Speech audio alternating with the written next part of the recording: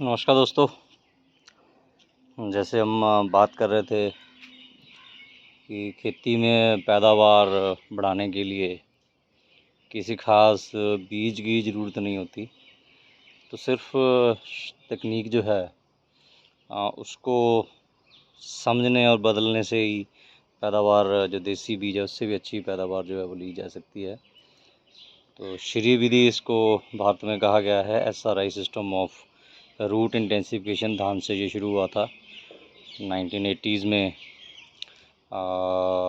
जब भारत में हरी क्रांति के बाद अन्न भंडार भर गए थे, तो मेडागास्कर एक देश है, टापू देश है अफ्रीका द्वीप में, तो वहाँ इसकी खोज जो है वो हुई थी।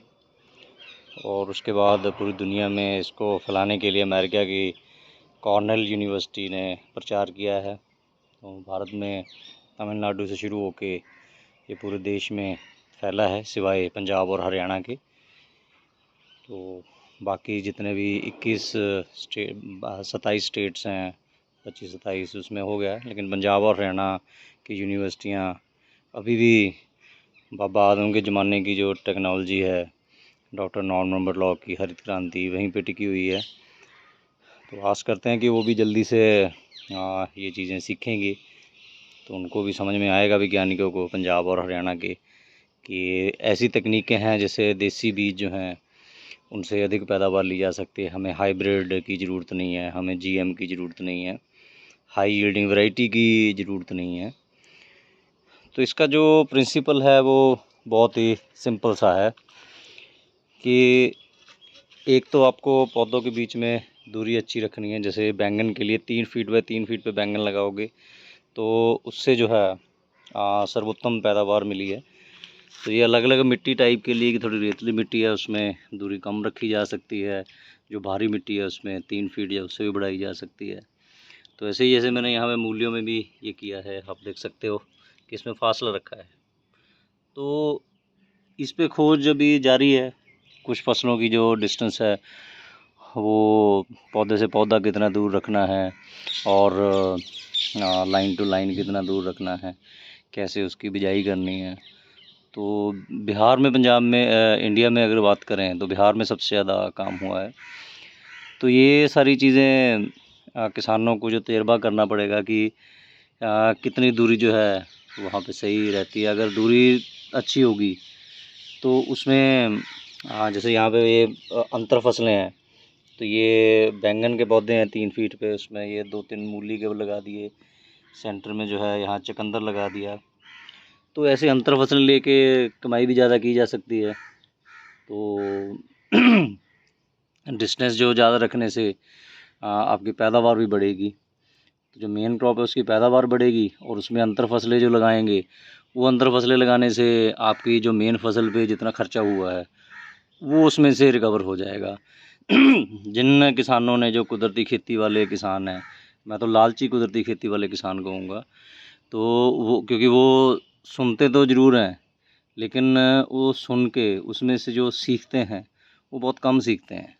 तो जैसे सुभाष पालेकर जी अपने वर्कशॉप में, अपने लेक्चर में ये बताते हैं कि हमें विरली खेती करनी चाहिए, तो हमें घनी खेती नहीं करनी चाहिए, और एक फसल के साथ अंतर फसलें लगाओ। तो अंतर फसल जो होती है वो खर्चा पूरा कर देती है। तो इस तरीके से जो है आपकी खेती जो जीरो बजट खेती होती है। तो आपने खाद अपनी तैयार करनी है, कीटनाशक अगर आपको लगता है कि ज़रूरत है वो आपको घर में तैयार करने हैं, लेकिन अंतर फसलें जो है वो खेती को जो है वो जीरो बजट खेती बनाती है। लेकिन किसानों ने और हमारा जो ICR है उसके वैज्ञानिकों ने जो स्टडी उसको किया, तो उसमें उनको भी वही लगा कि शायद जीवामृत डालना ही जीरो बजट है, शायद नीम अस्त्र इस्तेमाल करना ही जीरो बजट है। जीरो बजट है आपकी फसलों की बिरली खेती और उसमें अंतर फसलें। तो कैसे उसको खेत को मैंने जो मेन फसल है उसको जीरो बजट मैंने बनाना है। अगर गेहूं में चना लगाया हुआ है तो गेहूं की पैदावार और चने की पैदावार नहीं देखनी है, उसमें हमें ये देखना है कि जो चना है, जो चने की पैदावार उसमें से कितनी आई है, तो चना गेहूं का खर्चा पूरा कर देगा। तो इस तरीके से जो है जीरो बजट खेती होती है। तो जैसे ये बैंगन लगाए हैं, तो बैंगन के बीच में चुकंदर या मूली लगाई है, तो खेत में आप लगाओ कि अगर 3-3 फीट पे बैंगन लगाए हैं तो उसको जो है एक तो पौधे कम लगेंगे आपके, तो वो खर्चा पहले तो आपका कम हो गया श्री विधि में। सेकंड जो है कि पौधे जो हैं उसको कितनी जगह मिलती है। अगर आपने 1.5 फुट पे पौधा लगाया है या 1 फुट पे लगाया है या 2 फुट पे लगाया है, तो 2 फुट पे 2 फुट पे अगर लगाते तो उसको 4 वर्ग फुट जगह मिलती है जड़ों को मिट्टी में से खुराक लेने के लिए, पानी लेने के लिए। जो पत्ते हैं वो फैलते हैं, तो उनको फैलने के लिए कोई कंपटीशन नहीं होता है। तो अभी आप देख सकते हो कितनी दूर दूर ये पौधे खड़े हैं, और इस साइड में ये भी 3-3 फीट पे लगाए हैं, बिल्कुल देखो साथ में मिल गए हैं। तो हमें जो है मैक्सिमम ब्रांच, जो छोटी छोटी ब्रांच है वो चाहिए होती है। अगर आप घने पौधे लगाओगे तो घने पौधे लगाने से पौधे जो पत्ते हैं उनको जो खुराक बनानी होती है वो खुराक बनानी होती है प्रकाश संश्लेषण विधि से। तो अगर घने लगाए होंगे तो वो जल्दी से ऊपर को जाएंगे या साइड में फैलने की कोशिश करेंगे। तो पौधे का जो जोर है, पौधे का जोर लगता है कि अपने पत्ते इस डायरेक्शन में लेके जाए ताकि उससे ज़्यादा से ज़्यादा सूरज की रोशनी मिले और वो खुराक बना सके। तो उसकी जो एनर्जी, उसकी जो असली ग्रोथ में लगनी थी, वो ग्रोथ पौधे का जो फोलिएज है, जिसको वनस्पति वृद्धि कह देते हैं, तो वेजिटेटिव ग्रोथ है, उसमें जोर लग जाता है। तो ये पैदावार कम आने का ये एक कारण है। हरी क्रांति की सबसे बड़ी समस्या यही है कि बहुत घनी खेती जो है वो उसमें की जाती है। तो जैसे मूलियों का भी मैंने आपको बताया कि आप देखिए कि अगर थोड़ी किसान मेहनत करे तो अभी दूरी पे लगाएं। जितनी मोटी मूली चाहिए उससे 1.5 गुना दूरी पे लगा लीजिए, तो पौधे भी स्वस्थ रहेंगे, कीटों का भी अटैक नहीं होगा। अटैक नहीं मतलब कीट जो है वो ज़्यादा नुकसान नहीं कर पाएंगे। तो कीट कोई पौधा बुलाता है, ये तो हम सिखा ही चुके हैं। तो ये श्री विधि का एक बेसिक प्रिंसिपल है कि आपको एक सर्वोत्तम दूरी जो है वो देखनी पड़ेगी कि पौधे की फोलिएज के लिए वो कंपटीशन ना करे। पौधे की जो भी पैदावार बढ़वार हो रही है वो ऐसी हो कि अकेला ही है, मस्त चल रहा है, उसको जितनी ज़रूरत है उतनी खुराक बना रहा है, उसको ज़्यादा एरिया मिल रहा है, वो फैलेगा भी, वो सेहतमंद भी ज़्यादा होगा। तो ये तो कोई रॉकेट साइंस नहीं है, हम अपने आसपास देख सकते हैं। तो जैसे ये हल्दी लगाई हुई है, हल्दी इसकी एक बहुत बढ़िया उदाहरण है। तो जहाँ आपने छाँव में हल्दी लगाई होगी उसकी हाइट आपको काफ़ी बड़ी मिलेगी, जो आपको खुली धूप में हल्दी लगाई हुई होगी उसकी हाइट कम होगी, और पैदावार जो कम हाइट वाली है उसमें से निकल के आएगी ज़्यादा। तो ये बेसिक इसका विज्ञान है कि श्री विधि में आपको एक दूरी रखनी है।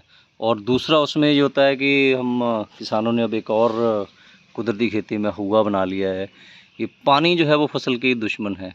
तो भाई कीटों के बारे में हम कह रहे हैं कि ना कोई दोस्त है ना कोई दुश्मन है, तो पानी दुश्मन कैसे हो गया? पानी तो जीवन दाता है।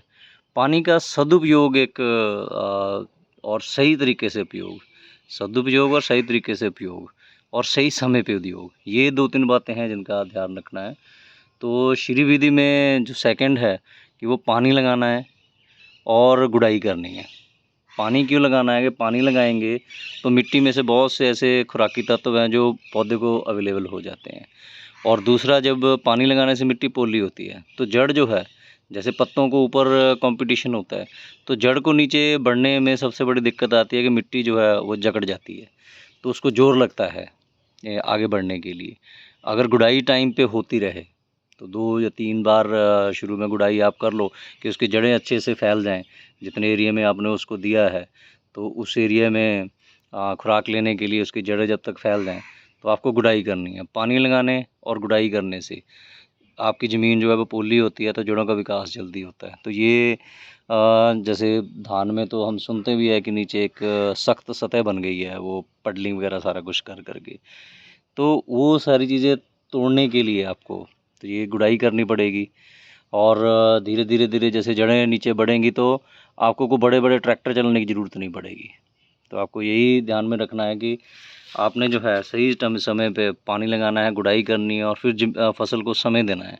तो जैसे जैसे पानी नीचे जाएगा जड़ भी वो बढ़ती जाएगी नीचे, जड़ मजबूत होगी, जड़ फैलेगी तो ऊपर तना जो है उसकी जो फोलिएज है, उसका जो वेजिटेटिव ग्रोथ है वो अच्छी होगी, वो और फैलेगा। तो जितनी नई ब्रांच लगेंगी, फल फूल जो हैं वो नई ब्रांच पे ही लगते हैं, चाहे वो बहुत बड़ा पेड़ हो या सब्जियां हो। तने पे फल कभी नहीं लगता है। तो इसकी उदाहरण आपको यहाँ पे पहले भी पिछले वीडियो में दिखाई थी कि ये पूरे बैंगन के पौधे काट दिए थे, तो अभी दोबारा से इसके नई ब्रांचेस निकल के फूल ही फूल लगे हुए हैं, बैंगन अभी लगने शुरू हो चुके हैं, खा भी रहे हैं हम। तो ये छोटी छोटी सी बातें हैं जो आपको ध्यान में रखनी है। तो एक तो डिस्टेंस, अगर आपको डिस्टेंस नहीं पता है तो उसका एक सीखने का बहुत छोटा सा तरीका है। आपको मान लो बैंगन का देखना है तो एक आध बैंगन का पौधा एक साइड में कहीं पे लगा दो, देखो कितना कहाँ तक वो फैलता है। उसको नाप लो कि वो कितने कितने फीट बाई कितने फीट तक फैला है। तो जितना तक वो फैला है उससे एक आध फीट और रख के आप जो है डिस्टेंस है वो नाप सकते हो कि हाँ इतने तक जो है ये अच्छी पैदावार देगा। तो बीज की बचत होती है, मेहनत की बचत होती है। अगर आपके 50% ही पौधे लग रहे हैं बैंगन के तो 50% तो बीज की बचत, फिर वो पौधे लगाने के लिए आपके जो लेबर है वो 50% बचत हो गई उसमें। फिर उसमें आपको जगह मिल गई कि ये अंतर फसलें लगाने के लिए, ये आपको दिखाते रहेंगे। तो अंतर फसलें आप लगाएंगे तो उसमें से वो खर्चा भी निकल गया। नहीं तो आप बैंगन वो लगा दोगे, उसको वेट करते रहोगे, अगर तो रेट अच्छा मिला तो बारे नहीं आ रहे, रेट अच्छा नहीं मिला तो फिर किसान रोता रहेगा। तो अंतर फसलें लगाने से कम आपका खर्चा तो पूरा हो जाएगा मेन फसल आने से पहले पहले। तो ये चीज़ों का ध्यान रखना है। और अंतर फसल लगाते हुए ख़ास ध्यान ये रखना है कि दोनों की उम्र जो है, जैसे सब्जियों में ख़ास तौर पे जैसे बैंगन जैसी फसलें हैं तो सेम उम्र के वो नहीं होने चाहिए कि जो इंटरक्रॉप है वो उसमें से जल्दी निकल जाए तो अच्छी बात है। तो अनाज की फसलों में तो लंबा चल सकता है, गन्ना वगैरह में चल सकता है। तो लेकिन जो सब्जी की फसलें हैं, मेन फसल और जो बीच में फसल लेते हैं उसमें जो अंतर है वो काफ़ी होना चाहिए। तो जैसे ये लहसुन के साथ सेंटर में लहसुन लगाया है तो यहाँ मूली लगाई है, तो मूली तो अभी 20-25 दिन में ये भी बननी शुरू हो गई है, निकल जाएगी। तो लहसुन चलता रहेगा। फ्रांसबीन लगाई है, ये 1-1.5 महीना चलेगा, लहसुन लंबा चलेगा। तो सेंटर में लहसुन चलता रहेगा और बाजू में जो है अभी यहाँ पे मूली लगाई है, इसके बाद कोई और लगा देंगे, इसको उखाड़ के और मूलियाँ लगा देंगे, साग लगा देंगे। तो इस तरीके से आपको प्लानिंग करनी पड़ेगी। तो जो कुदरती खेती वाले किसान हैं उनको थोड़ी मेहनत करनी पड़ेगी, पैदावार अच्छी लेनी पड़ेगी ताकि रेट के लिए और क्वालिटी के लिए कस्टमर के साथ बेवजह ऊल जुलूल बहस नहीं करनी पड़े। अपना भी मन दुखी होता है, जो कस्टमर है उसके भी मन में डाउट आता है कि पता नहीं ये हमें लूट रहे हैं, क्या हो रहा है। तो इन चीज़ों पे काम करने की ज़रूरत है। तो यूनिवर्सिटी का तो अभी पता नहीं है कि उनको कभी मन होगा इसके बारे में सोचने का या नहीं है। तो किसानों को खुद ही करना पड़ेगा। जैसे कुदरती खेती पंजाब में किसानों ने ही शुरू की थी, तो अभी धीरे धीरे यूनिवर्सिटी भी उसमें पूरे सिस्टम से उतर गई है। तो आने वाले सालों में हो सकता है कि श्री विधि पे भी पंजाब और हरियाणा में की यूनिवर्सिटियों में काम शुरू हो जाए। लेकिन आप तजर्बे करते रहिए और वैज्ञानिकों को बार बार आप कहते रहिए। तो जैसे कहावत है कि करत करत अभ्यास के जरमति होत सुजान, अरसरी आवत जावत सल पर परत निशान। तो आपको ये दोहा है शायद संत कबीर का। तो उस दोहे का मतलब ये है कि आप प्रैक्टिस करते रहो, प्रैक्टिस करने से आप में सुधार आता रहेगा। तो जैसे उदाहरण दी है कि एक जो रस्सी होती है, रस्सी नाजुक होती है, वो लोहे की सल होती है जो आपके कुएं पे लगी होती है, जो जिसमें से पानी निकाला जाता है, वो घिरनी होती है उसमें। तो बार बार पानी निकाला जाता है। पत्थर का कुआं होता है, उस पर लज जो होती है, जो कि स्ट्रिप होती है कपड़े की, मजबूत कपड़े की, तो वो भी घिस घिस के पत्थर को भी घिसा देती है और लोहे को भी रस्सी एक घिसा देती है। तो घिसना पड़ेगा, ये काम करना पड़ेगा। तो थोड़ा बहुत एरिया में ये छोटी छोटी एक 2-4-5 मरले खेत का हिस्सा रख लो, वहाँ पे ऐसे एक्सपेरिमेंट करो। और यहाँ पे हम आपको दिखा ही रहे हैं कि कैसे जो है दूरी बढ़ा के बहुत सारे फ़ायदे जो है वो लिए जा सकते हैं। तो कुदरती खेती में आप केमिकल खेती के तरीके नहीं अपना सकते, आपको कामयाबी नहीं मिलने वाली है। कि अगर वहाँ पे 40 किलो गेहूं का बीज लगाना है केमिकल में, तो ऑर्गेनिक में भी 40 किलो लगाते रहोगे तो पैदावार नहीं मिलने वाली है आसानी से। तो ये विज्ञान आपको समझना पड़ेगा। धन्यवाद।